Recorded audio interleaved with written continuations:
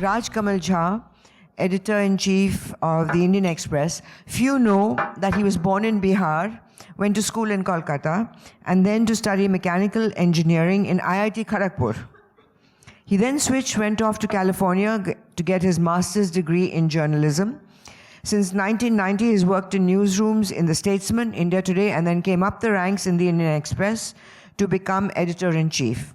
Raj has written 5 novels. The last one is The City and the Sea. His writing is possibly, I'm going to promote shamelessly. The last one is The City and the Sea. His writing is possibly the most delicate style I have read, but searing, sharp, and it's a killer. It's gut-wrenching. Welcome, Raj. We've finally been able to get him. Aatish Taseer, I think everyone knows, a prolific writer. He worked for Time magazine, has written 6 books, numerous articles, has studied Urdu and Sanskrit.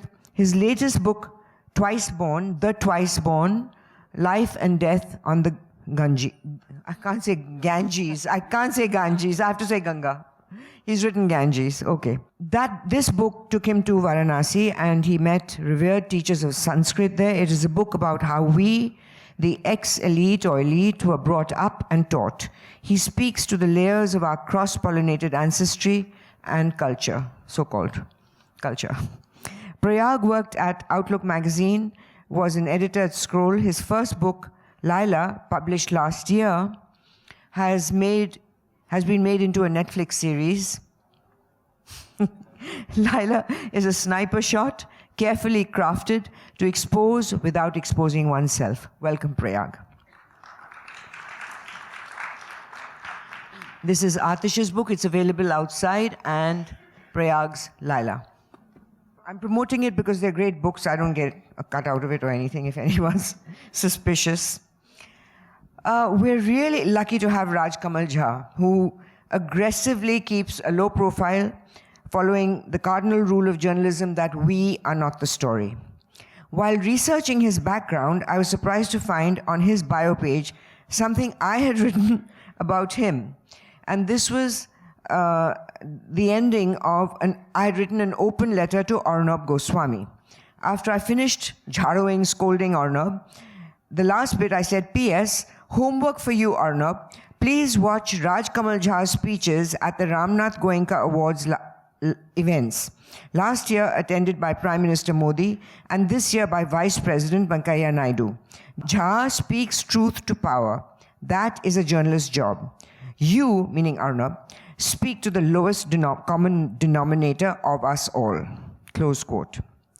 When you gave those 2 speeches, Raj, I saw Prime Minister Modi get uncomfortable and Vice President Venkaiah Naidu squirm. My reaction was, Raj is getting fired. You put yourself in a dangerous place. How do you maintain this independence despite pressures one is aware of? What happened after the speech, before we get to your book? What was the fallout? I'm still the chief editor. No, I think we really exaggerate or we demonize the world out there. I'll be a little less melodramatic. I think, what I said in both the speeches was essentially journalism 101. We were taught in school. I remember distinctly my first session in journalism. I went from IIT to do my MA in journalism, and that was very basic. You have to be accurate, you have to be fair to the story, and the people in power, be it in the government or business or finance or art or business or culture or media, do not want you to tell a story that makes them look stupid or makes them look bad. And your job is to be fair. I was very lucky to work in newsrooms where these are very strong values. And when we are talking about identities, the health of a newsroom, and given that I am the only one here who has to go back to office and get the paper out, I will shamelessly use that to my thing, saying that, look, every healthy newsroom depends on a network of relationships, which are, for example, the reporter and the source. It's a very sacred relationship. It's based on faith. I will tell you things which you will never tell the world I told you. So one. The reporter and the editor, we are in love with each other, but I will be adversarial when I see your story. I'm going to ask you 100 things about your story. Then the editor and the owner. That's also a very sacred relationship. He or she pays my salary, but I need that space. So how do I navigate that? The relationship between advertising and marketing. So these are different identities at play in the newsroom, and you have to handle that. Now, what has happened in the last 5 or 6 years is that there is social media, which has nuked all these relationships. And we are yet to come up with a new definition. So we have the editor, who is the owner, who is the anchor, who is the reporter, who is the writer. The reason why Arnab Goswami, as you mentioned, he gets away is because there is no one in the newsroom with the moral or to check the him. Power hierarchy to tell him in his earpiece, shut up.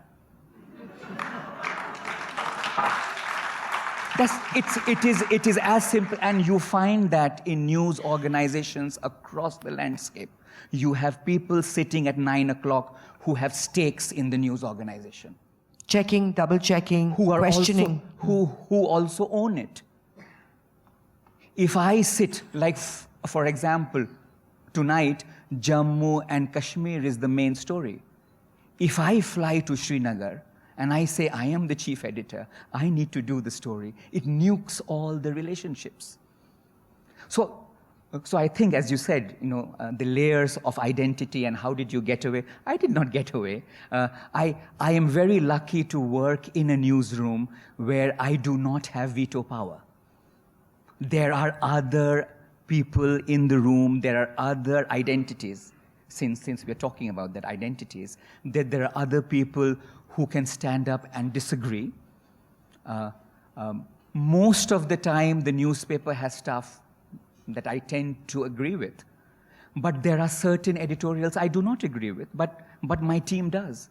And I think that is very important. I think what the reason why at the Indian Express we can do the things we do is because we respect these relationships. But you must have the final word on stories, not on editorial, but on stories. Yeah. If you are disagreeing with someone who say doesn't have enough material, doesn't have the other side, is not being fair, has an agenda, you see a plant. Absolutely. All these issues. Absolutely. You will have the final word. I completely agree with you. We have done stories. I have kept those things with me on the phone, where I have been told that, hey, you sold out to the government. How did you let that get in? And we have been told, just the opposite. But at the end of the day, and once again, I want to underline this, that yes, of course I have. I can say no. And that is easy. But the fact that I don't need to wear my designation on my sleeve in the newsroom is a great space I have in the mind. No, you've created that, Raj. Not every editor has that but I think authority. the institution does. I think the institution. Yes, you're part of an institution that does. It is very tough to create those spaces. You're yes, right. Yes. Because there are editors who people smirk at as soon as he walks out of the room. He's a joke. We know all those. So it's an individual space that you have, luckily we're lucky to hear this description. But as it's I not said, common. But as I said, I do that space because I don't have anyone who calls me at night to check what the front page is. The man who pays my salary doesn't call me at night. Now, Aatish, you wrote an article for Time magazine, which got you a lot of flack, including death threats. which is why I'm sitting one removed. So, while you were writing it, you're obviously aware of what the fallout is going to be. Or are you aware? Are you just writing regardless? No. It was sort of leftover. It was a kind of rejected piece from the New York Times, and I had a friend who was like, "Oh, do you know anyone who could write about the election?" And I was like, "Why don't you take a look at this as a pitch?" And he's like, "Oh, this is wonderful. Do you mind if we rework it?" And at the time, I was actually Time magazine reworks it to completely. And I was actually working on a profile of Imran Khan, which is coming out in a month or so, and that was far more important to me. And sort of in kind of my side view mirror, this thing was like, oh, we love it, we might put it on the cover, then we might, whatever, and one thing led to another, and so absolutely not. Like, I had no idea till the reaction happened that it was going to go down like that, like a lead balloon. You have been peeling the layers of your identity through your books, starting from the first one, where people recognize themselves. No, then, Stranger to History. Nobody recognized themselves there. That was the first one. I don't know. Maybe people were projecting. Maybe it's like Carly Simon's song, You're So Vain, where many people thought that they were in it. Okay. But your books take you from your internal journey to the external, such as The Twice Born. I mean, it's really a search of yourself, your identity of yourself, with also previous books where you sort of worked through your childhood, your search for your father, your estrangement with your father, is books on Islam, and your estrangement with a lot of... So it's coming together and pulling away, coming together and pulling away. Now this book, again, you studied Sanskrit, you went to Varanasi to meet with Sanskrit scholars, and were exposed to an area that you have been, I think, struggling with, moving away again from your Indian identity and then coming back home to it, or not. How does the internal journey actually affect your external, or does your external journey, how does it work for you? Because here people see you after Narendra Modi's article in a very different light. And then here I read this book, where which is almost like a Hindu book. Loved. It was Ram Madhav and Wendy Doniger. So it's a Sanskrit Hindu book searching the Vedas.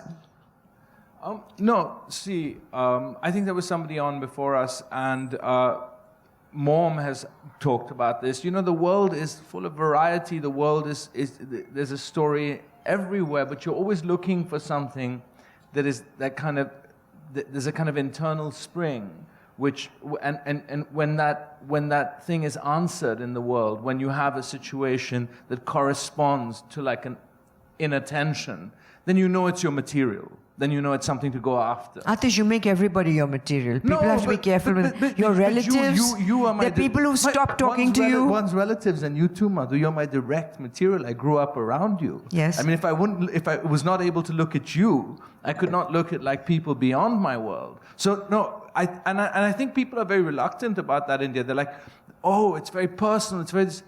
Writing should be personal. It should start very near to you, and you should be able to see things that later take you further and further away from your world. And you have to understand, Stranger to History, the whole sweep of the Muslim world was connected to a personal antagonism. With this book, it's very narrow, but it's about lives that are very far away from mine.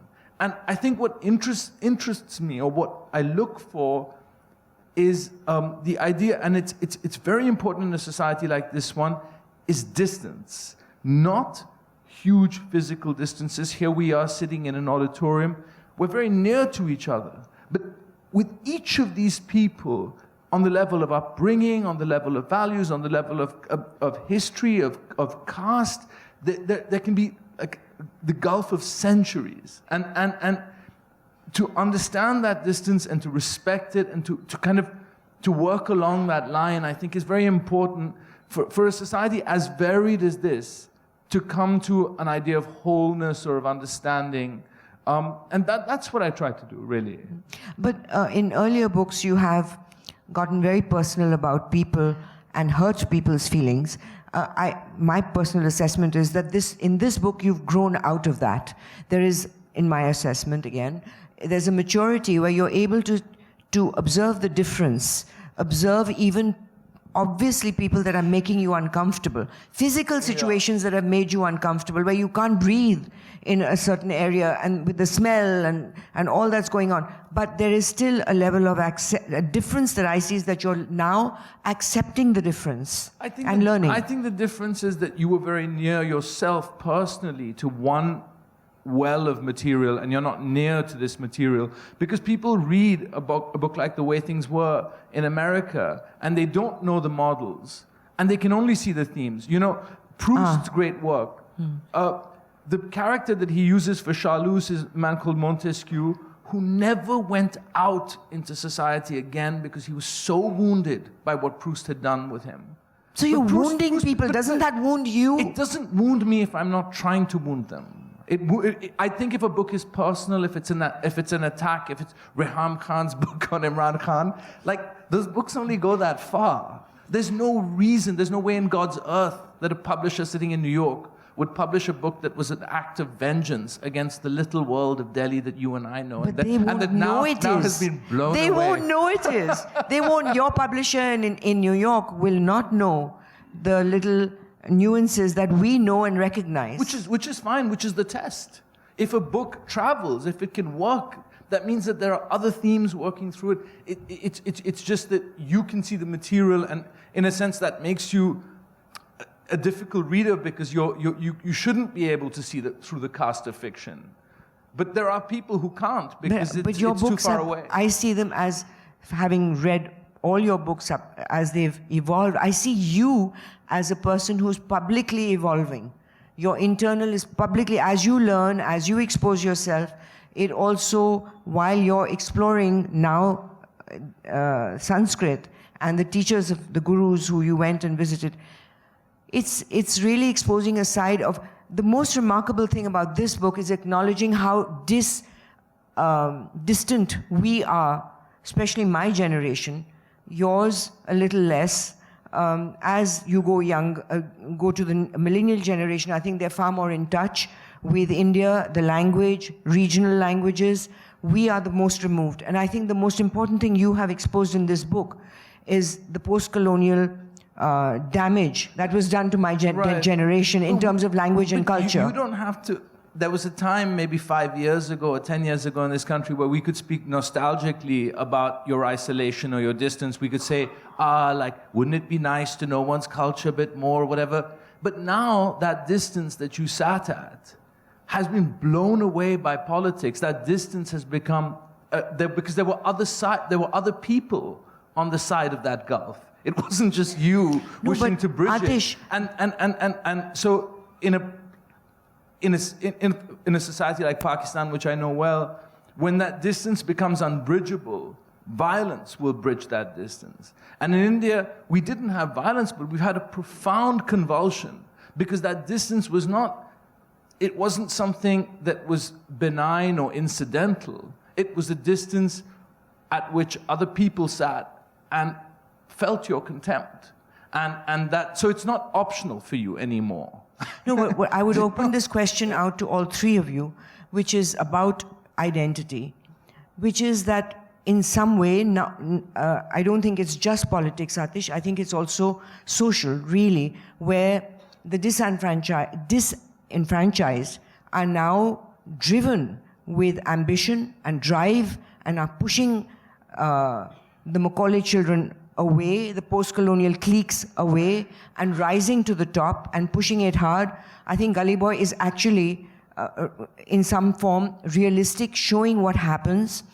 Aatish, Prayaag, you, in your book, I think you've taken you can't ignore the fact that your own identity, how you've written the book, is so cleverly done that if it was written literally or seriously exposing what you meant to expose, which one can read between the lines, wouldn't you agree that it would have been banned?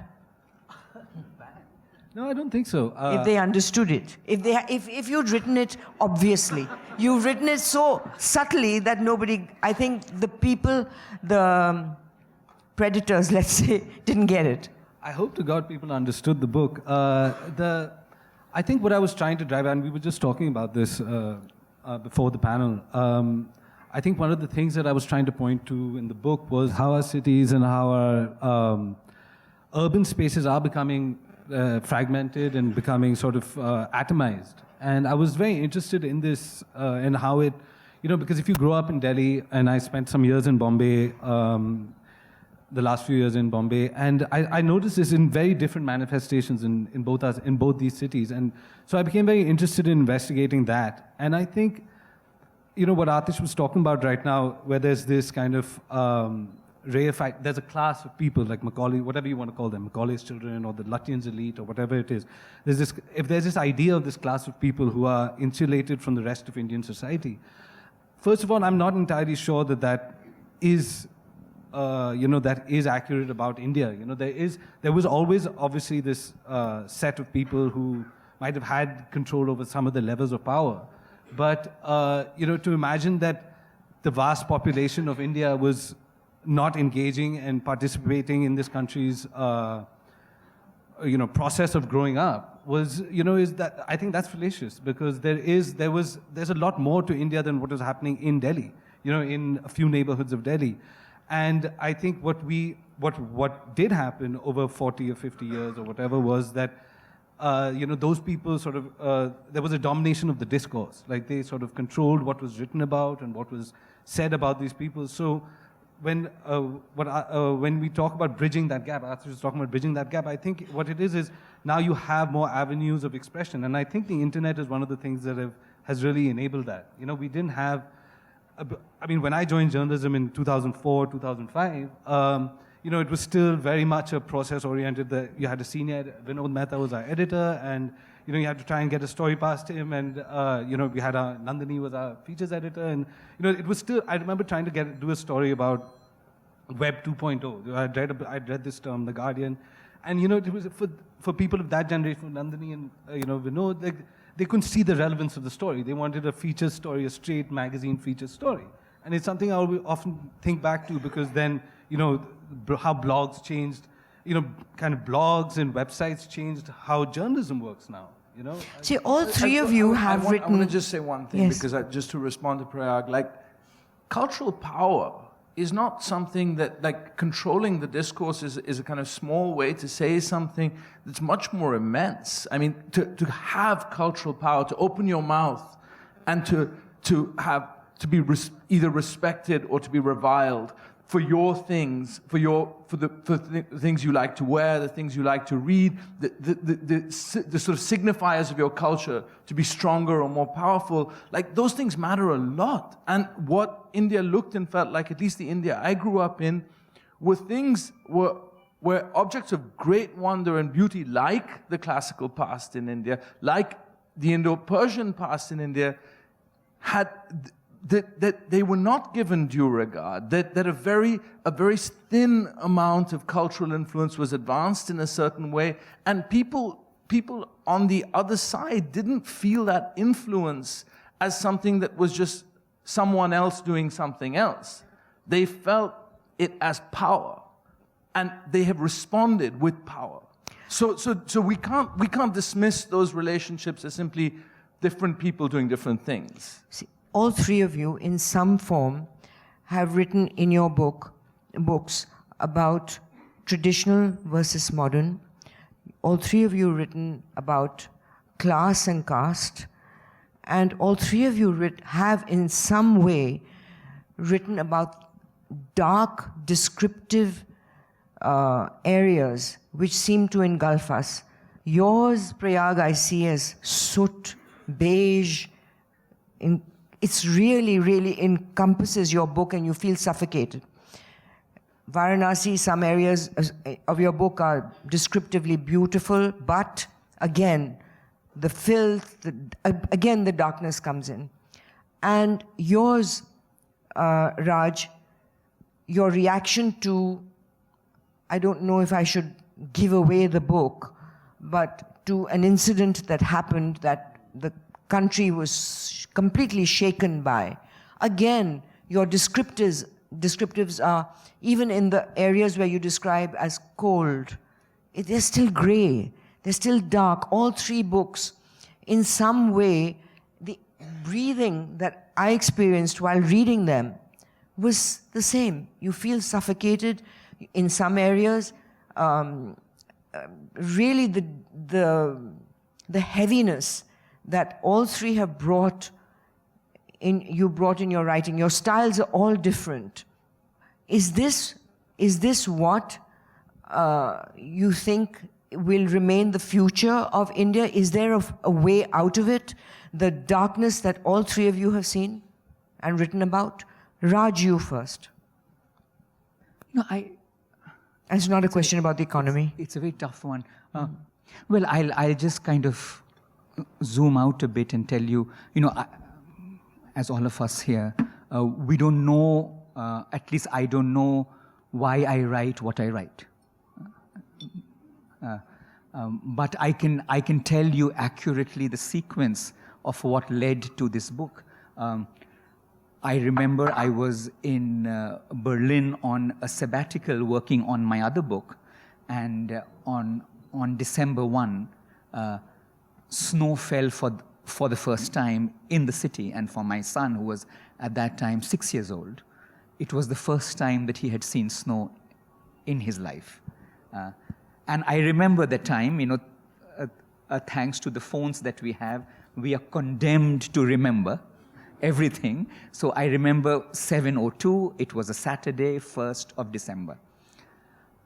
About exactly 2 weeks later, and Rain, my son, was in the first, he was going to school.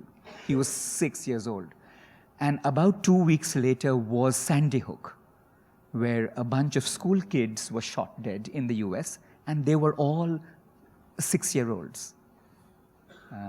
And there was a meeting in Rain's school about security, the usual stuff. And then 2 days later comes the rape in Delhi.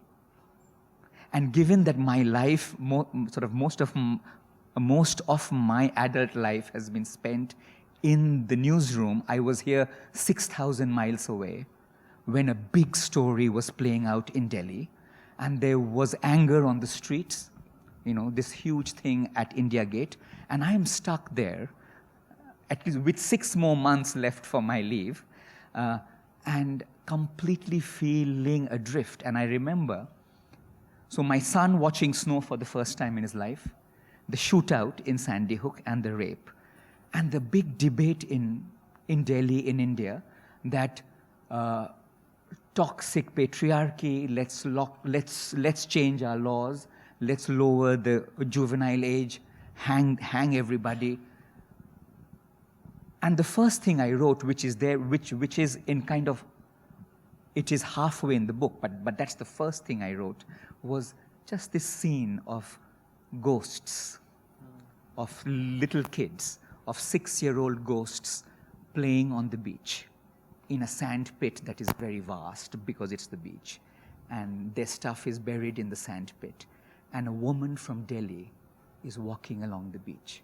So it was just an essay I wrote. Why I wrote it. And they have bullet holes. Yeah, why. And in a way, the book was born there. So it's a very personal impulse, as Aatish said, that why you write, it comes from some place which you do not even understand.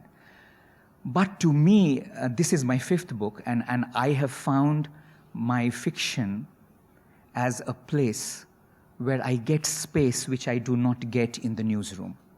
So the newsroom is a space where, to quote George Orwell, you have to be free to say 2 and 2 make 4.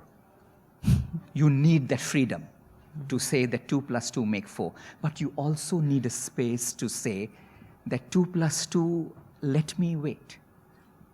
What does 2 mean? What does 2 mean? You need that space as a human. At least I need that space. And I find that in fiction. So it is also storytelling, but which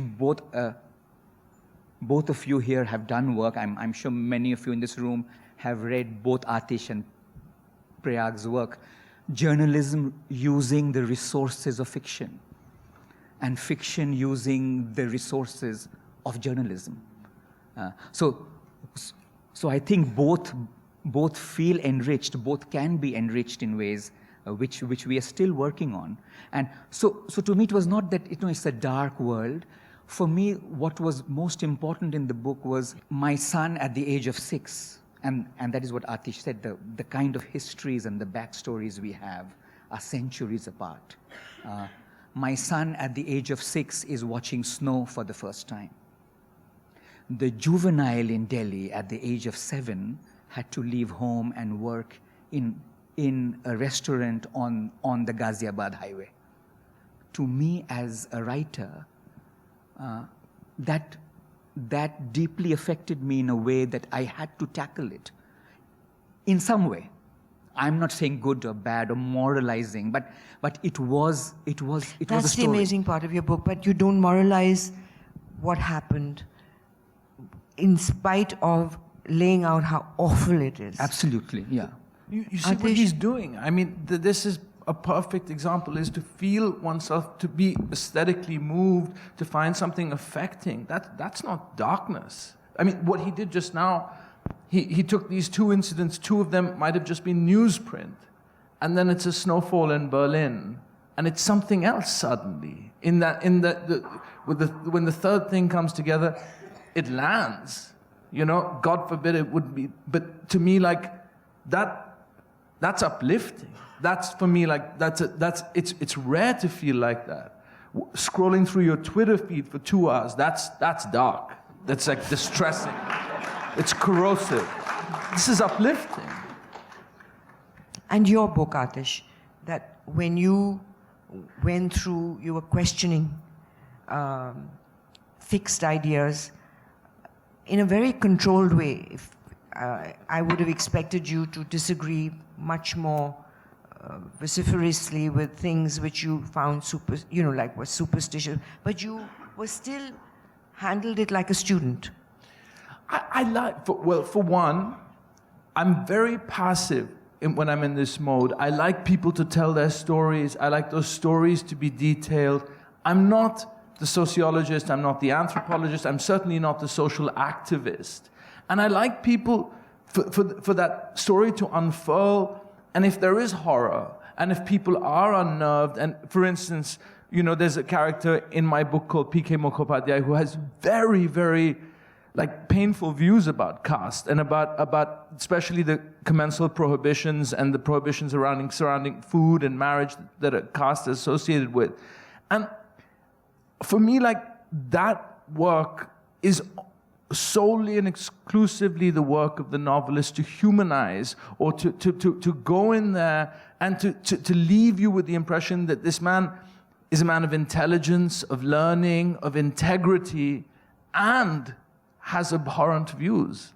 And so me to then step in there, all elbows, and be like, how dare you say that? And, that doesn't have an effect. That's an editorial. The magical moment is when you met the professor in Columbia and his reaction to Mukhopadhyay. Right. And that is really coming full circle in some way. And you went, it is remarkable. It's just how life plays itself out, and this is not fiction. It happened to you, and how it plays out in terms of affecting people and affecting you. But again, I did not mean darkness to the point of depression, because all your books, in fact, are uplifting in every way. And I come to Prayaag's. Your ending, since they've been holding that sign up, your ending is despairing, yet it's a story of survival. Can you talk about one, because I have to end, but can you talk about what brought you to the book? Why did you write this? It's simple answers, because I need to snap it up quickly now. But just to get the oppressiveness that you've written about, the oppressiveness which we are all periodically feeling in some sense. And you've written about it in colors, in the scenes, in what happens, the despairing situation. Yes. If you don't mind, I can zoom out a little bit from your Yes. question and think about, why I was just thinking about why I actually started writing the book.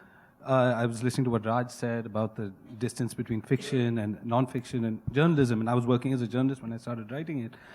And one of the things that I think I started to understand when I was in, when I was working at Scroll, is that, as a writer, and this, I was actually reminded of this morning when I turned on the news after a very long time. I turned on the television news because I wanted to know what was happening in Kashmir.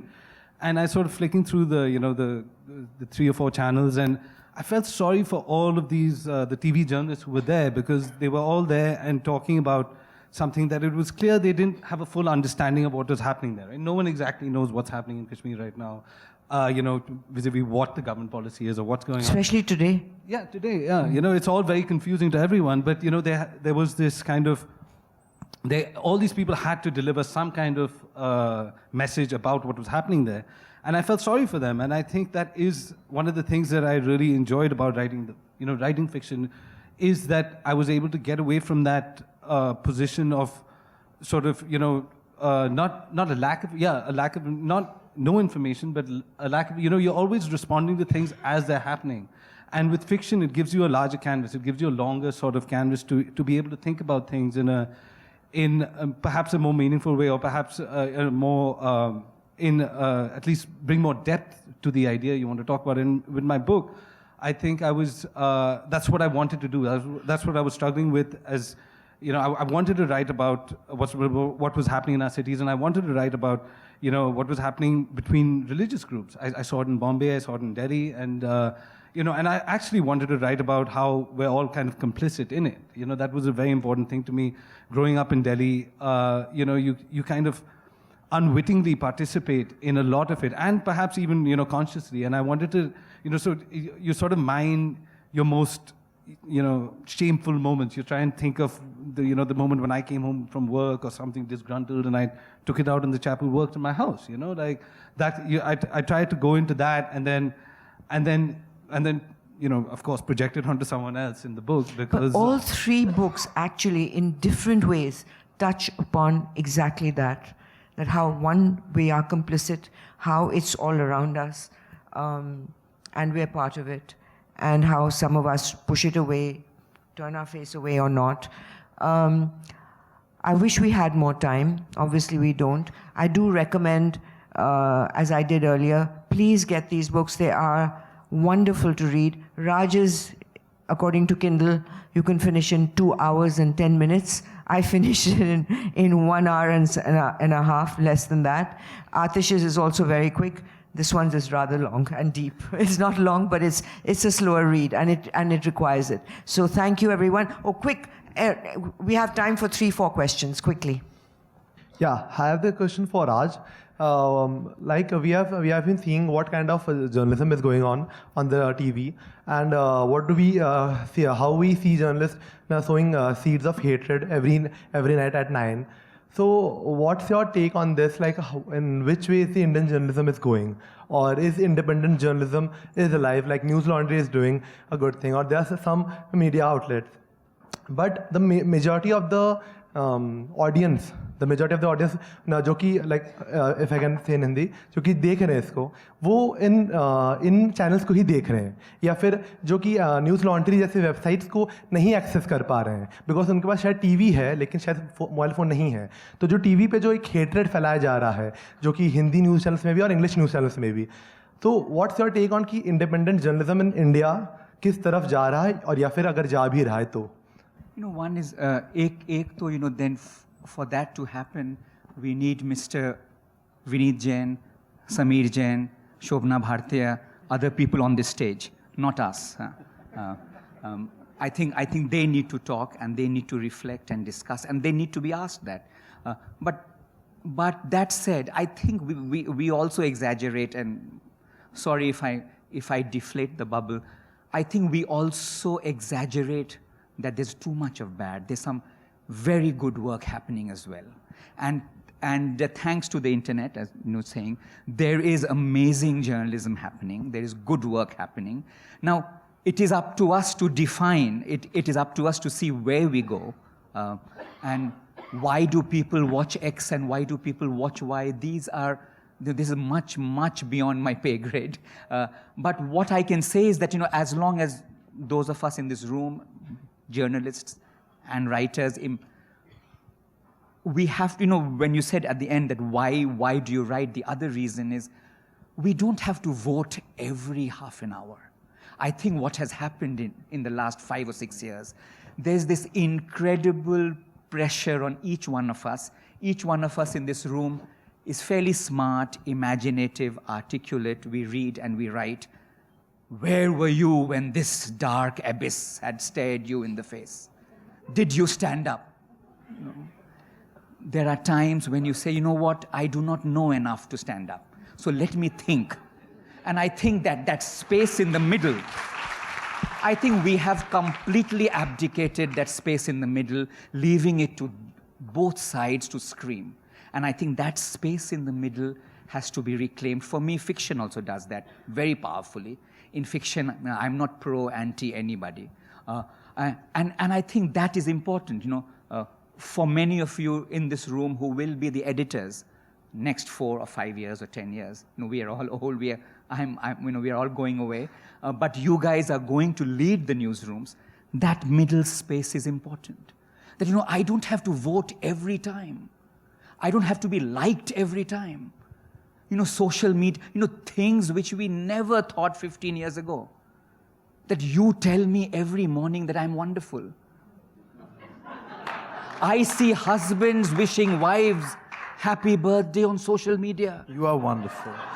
You know, you tell, you know, and this pressure that did you stand, is 1932 Germany. It is not 1933 Germany. Let's face it. Let's study, understand history. That, you know, let us do our job better. There was a wonderful line that, you know, all these books are coming out, save capitalism from capitalists. I think it's time to save journalism from journalists. This whole thing that, you know, you have to, you know, how did you... Look, if we are in the storytelling business, which all of us are, we have to be aware of our biases. I don't want X to win the election, deep down. And I'm perfectly legitimate to have that feeling. But when I go to do a story, I should be aware of that bias. If I don't want X to win this election, I need to speak to 10 times the number of people who vote for X than who vote for Y. It is like if my dad is wheeled into the intensive care unit, I don't want a doctor who says, I don't believe in anesthesia. I don't like anesthesia. I'm sorry, you know, when in the hospital, it doesn't matter if a doctor is BJP or Congress, because we have faith in the hospital's institutional processes, that when it comes to the surgery, there is no personal feelings. I think there's a danger of our minds being Twitterized to a degree. Absolutely. No, which you said in your first speech. Yes. Yesterday. So that is something that we need to watch for, as well as viewers and readers being trained to not know the difference of, you know, when to stop, actually, to just let, that you don't have to react to every instance. And that's a problem also with reporters, because I find that the reports are coming out, the writing is coming out like they're writing for Twitter. And that is a big danger. Aatish, your closing remarks on what he said? Or response to him? No, I have none. Let's have a question. Yeah, Yes, so you had a question for me. And Your not response? my father. Response to what he said? I think Raj answered that question very eloquently. Okay. I didn't... After this, I retire. One last question.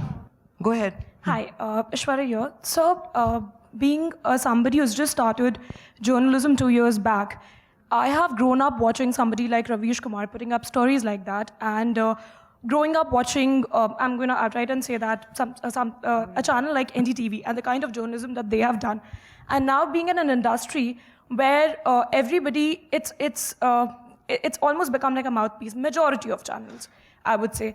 So I'm really scared about the fact that for somebody as young as I am, how will I ever, like the kind of work that I've looked forward to, being in the broadcast media, which has completely changed its discourse, like it really scares me that how am I going to put forward my content when there is so much of restriction there, when I don't have the space to do it anymore.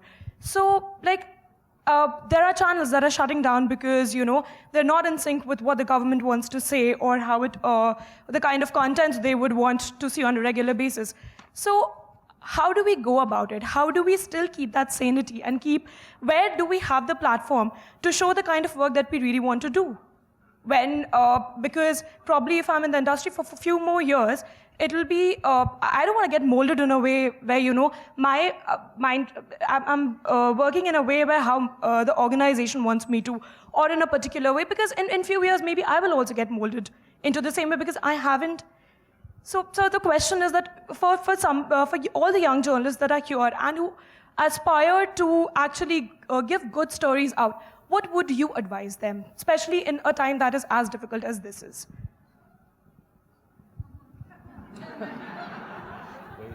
Raj, I would like to hear that answer. First, I would tell you that, watch everything, build your bullshit detector inside your head, and build your CV, tell stories, convince the people who have the power to hire you or the power to give you a paycheck, or that you can tell a story fairly and very, very accurately. And there will be places, there are places, let's not, paint this picture that, everything is over and it's the end of the world. It is not, And also, I think there has to be less of I. Yeah. And there's too much of I want to do this, I want to do that, they're not letting me do this. Listen, I've been in this profession for now 47 or 48 years. You start off with writing about fires, you write obituaries, you don't get a byline. It's wonderful that, you can put a blog out with your name and everything, but I think there is a time for some humility that instead of pushing for your space, first learn from people who have made the space and understand that it takes time to get where you want to be instantly. It takes time to learn, it takes time to reflect, and it takes time for your journey. Look at the journey these people have taken. It's not small. You want it now. You want it yesterday. I'm sorry. I don't support that. I do think there's a space where you have to take time to learn. And accept that maybe you don't know everything. Yeah, you can, as I said, you can say, I think, I know, I posted, therefore I am. But really, what are you? First, figure that out. When you figured out, which is something that people have asked in their books, where am I? Who am I? What am I? When you figure that out, then start writing. We have to stop now. I'm sorry. We'll thank you very much, Raj. It's been a treat. Aatish, thank you for coming all the way from New York, and Prayaag.